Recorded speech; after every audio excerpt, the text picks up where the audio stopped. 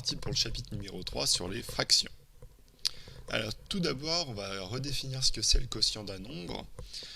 Et pour redéfinir ceci, et donc une fraction, division, quotient, c'est tout un peu la même famille, on va repartir d'exemples.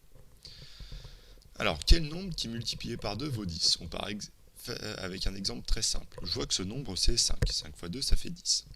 Mais une autre façon de le trouver, ce nombre, c'est de dire que c'est 10 divisé par 2. La fraction 10 sur 2, elle répond bien à ce problème aussi. Pourquoi? Parce que quand j'ai 10 unités comme ceci, je les coupe en deux, je vois que j'ai bien 5. Et il suffit de multiplier ce trait rouge par 2 pour remplir tout le trait bleu. Donc je vois bien que j'ai correspondance entre ce que j'ai écrit là et le dessin ici. Maintenant, on peut se poser la même question, pour quel nombre multiplié par 4 vaut 10? Donc on voit que ce nombre, si on a un peu de jugeote, c'est 2,5, c'est assez facile.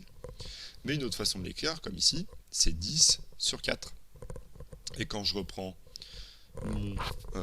ma droite graduée, je vois que 10 quarts, mon nombre il est là, et il faut bien que je multiplie cette longueur-là par 4 pour atteindre les 10.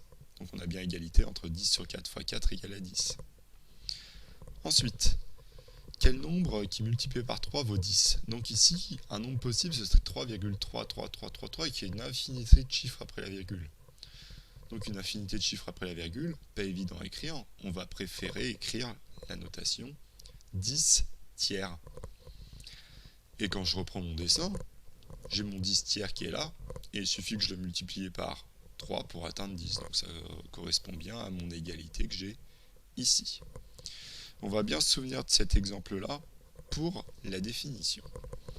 La définition, c'est la suivante. Le quotient de A sur B, avec A et B deux nombres quelconques, c'est-à-dire on peut prendre n'importe quel nombre, tant que B, lui, il ne doit pas être égal à 0. On n'a pas le droit de diviser par un nombre égal à 0. Vous pouvez essayer avec vos calculettes, ça mettra erreur. Eh bien, ce quotient A sur B, c'est le nombre qui multiplié par A, B vaut A. Et on va voir pourquoi. Bon, on va déjà enlever ce bout de phrase qui nous gêne un peu.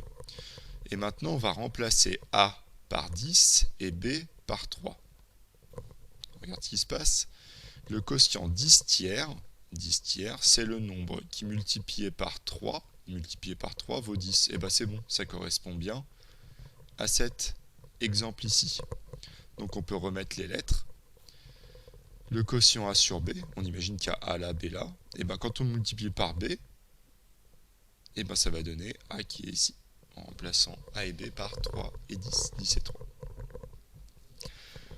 Bon, voilà la définition. Maintenant, on va s'intéresser à ces nombres-là, à ces fractions, ces trois fractions ici.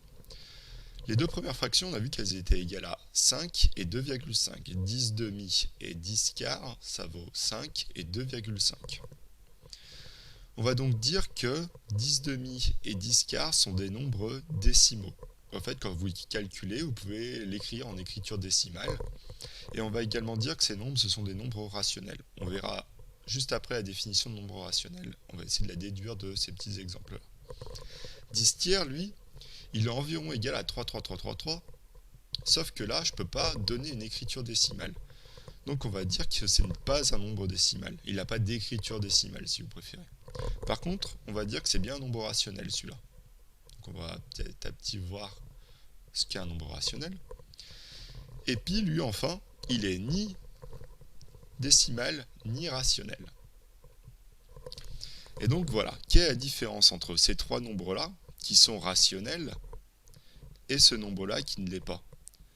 En fait, c'est ça la définition d'un nombre rationnel. Et donc, voilà pourquoi pi n'en est pas un. Un nombre rationnel, c'est un nombre qui peut s'écrire avec une fraction. Et au fait, pi, on ne peut pas l'écrire avec une fraction, alors que celui-là, oui, ce nombre-là, oui, et ce nombre-là, oui. Donc, ces trois-là sont bien des nombres rationnels, mais pas celui-là. Et donc voilà le cours qu'il y a à écrire pour le grand 1.